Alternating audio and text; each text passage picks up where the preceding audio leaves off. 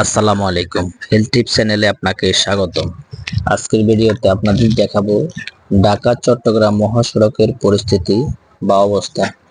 আসলে একটা ড্রাইভার অনেক কষ্ট অনেক ত্যাগ স্বীকার করে ওনারা গাড়ি চালায় মানুষের নিরাপদ সড়কের জন্য, নিরাপদ যাত্রার জন্য।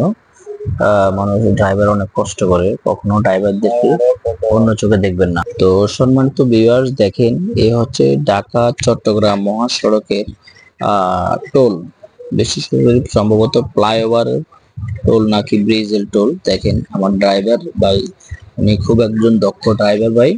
ওনার আসলে দক্ষতার কোনো তুলনা হয় না। সর্বোচ্চ পরিমাণ চেষ্টা দিয়ে উনি চেষ্টা করেন যাত্রীদের নিরাপদ স্থানে পৌঁছানোর জন্য। এই হচ্ছে আমার ড্রাইভার ভাই, উনি অলরেডি টোল অলরেডি দিয়ে দিয়েছেন। এখন আমরা চলে যাব ইনশাল্লাহ। আমাদের যাত্রা সবাই দোয়া করবেন যাতে করে আমাদের যাত্রা শুভ হয়। এই হচ্ছে ঢাকা চট্টগ্রাম মহাসড়কের পরিস্থিতি। তো একটা আইল্যান্ড পার করলাম, আর দেখেন গাড়ি ছোট ছোট সিএনজি রং সাইডে রাইট সাইডে এলো মেলো। সবাই এই যে রিক্সাওয়ালা ভাই কি করতেছে দেখেন। আসলে দেখেন পরিস্থিতি, বিশেষ করে ঢাকা চট্টগ্রাম যখন হাইওয়েতে এই সমস্ত বিশেষ করে রিক্সাওয়ালা ভাইরা এই রোডে না ওঠাটাই সবচেয়ে ভালো হবে।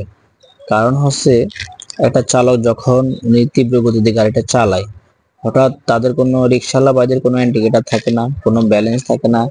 যে কোনো সময় হুটহাট করে যে কোনো দিকে ওনারা মুভ করে, তখন ড্রাইভার ভাইরা অনেক সময় ব্রেক করলেও ব্রেক হয় না। তার জন্য একটা বড় ধরনের দুর্ঘটনা হয়ে যায়। তো পরিশেষে আপনারা আসলে এই জিনিসটা মাথায় রাখবেন। আর সম্ভবত আমরা এখন ফ্লাইওভারে উঠতেছি, না কোনো সমতল রোডে চলতেছি। তো সবাইকে অসংখ্য ধন্যবাদ, দেখতে থাকেন আমাদের সাথে থাকুন এবং ভিডিওটা দেখতে থাকেন। খুব মনোরম পরিবেশ। দীর্ঘদিন পর অনেকদিন পরে ঢাকায় গেলাম আসলে। আর রাস্তার দুই পাশের এবং রাস্তার গাড়ি ঘোড়া চলার এবং ঢাকা শহরের মনোরম পরিবেশের ইয়েগুলো দেখে মনটা খুব মনোমুগ্ধ হয়ে গেছে। তো আপনারাও চাইলে মাঝে মধ্যে তো দেখেন এক প্রাইভেট ওয়ালা ভাই, উনি আমাদেরকে অলরেডি পার্কিং করে চলে যাচ্ছে। তো আসলে বিশেষ করে ঢাকা চট্টগ্রাম মহাসড়কে গাড়ি চালানোটা খুব একটা এক্সপেরিয়েন্সের ব্যাপার স্যাপার। আসলে যারা অনভিজ্ঞ ড্রাইভার কখনো চেষ্টাও করবেন না যে পরিপূর্ণ অভিজ্ঞ হওয়া ছাড়া ঢাকা চট্টগ্রাম হাইওয়ে রোডে যারা চালানোর জন্য। কারণ একদিনের দুর্ঘটনা হয় সারা জীবনের কান্না।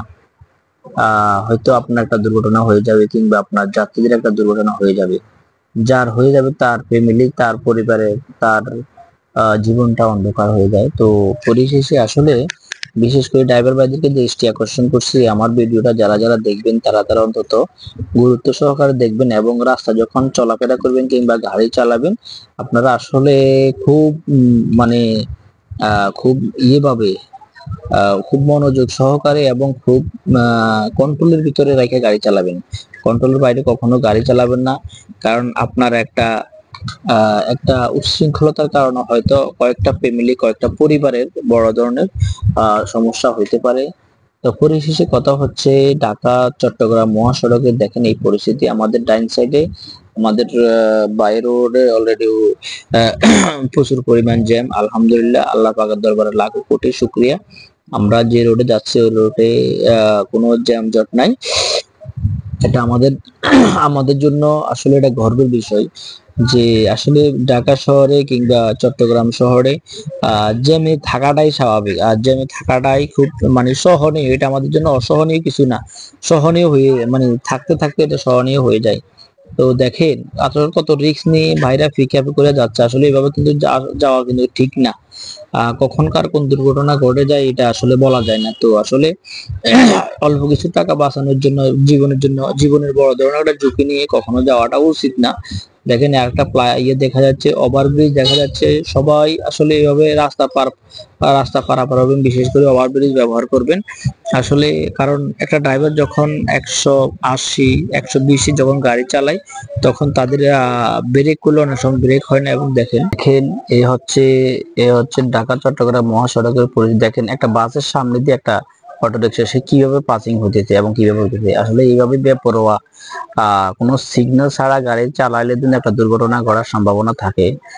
এটাই হচ্ছে কারণ। তো আসলে আমাদের দেশের এই বেপরোয়া ড্রাইভিং এর জন্য অনেক ধরনের দুর্ঘটনা ঘটে।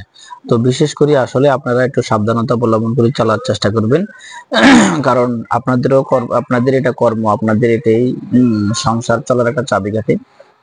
তো আসলে বেপরোয়া গাড়ি চালাবেন না। নিয়ম শৃঙ্খল ট্রাফিক আইন মাইনে গাড়ি চালানোর চেষ্টা করবেন। সকল ড্রাইভার ভাইদেরকে দৃষ্টি আকর্ষণ করছি।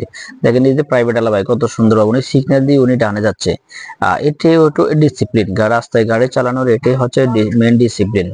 আপনি কখন কোন দিকে যাবেন, কখন কিভাবে গাড়ি চালাবেন, এটি ডিসিপ্লিন। কারণ অটো বা রিক্সা চালক যাদের, তাদের কোনো সিগন্যাল নাই। তারা হাইওয়ে রোডে, ঢাকা সিটি মহাসড়কের হাইওয়ে রোডে না ওঠাটাই তাদের জন্য বেটার হবে। কারণ আল্লাহ না করুক একটা দুর্ঘটনা ঘটলে আপনিও ক্ষতিগ্রস্ত হবেন, না আপনার যাত্রীরাও ক্ষতিগ্রস্ত হবে। তো পরিশেষে কথা হচ্ছে আমরা আর বেশি অনেকক্ষণ থাকবো না, আপনাদেরকে এই পর্যন্ত দেখালাম। আপনারা যদি আপনাদেরকে আরো ভিডিও দেওয়ার, সুন্দর সুন্দর ভালো ভালো ভিডিও দেওয়ার চেষ্টা করবো। আমাদের সাথে থাকবেন এবং আমাদের ভিডিওটা ভালো লাগলে লাইক কমেন্ট শেয়ার দিতে ভুলবেন না। তো এই হচ্ছে ঢাকা মহাসড়ক, আমরা এখন সম্ভবত ফ্লাইওভারে উঠতেছি। তো এই হচ্ছে মনোরম পরিবেশ, আসলে আমার কাছে খুব ভালো লাগছে। আমি আপনার জন্য সুন্দর সুন্দর আরো ভিডিও দেওয়ার চেষ্টা করবো ইনশাল্লাহ। দেখেন আমাদের একটা প্রাইভেট বালা ভাই আমাদেরকে অলরেডি পাসিং করে চলে গেছে। আমার ড্রাইভার ভাই খুব আলহামদুলিল্লাহ খুব অভিজ্ঞ একজন ড্রাইভার। দেখেন ফ্লাইওভারের উপরে আমাদের অলরেডি জাম্প হয়ে গেছে। আর দেখেন তো আজকের জন্য এখানে বিদায় নিলাম, খোদা হাফেজ।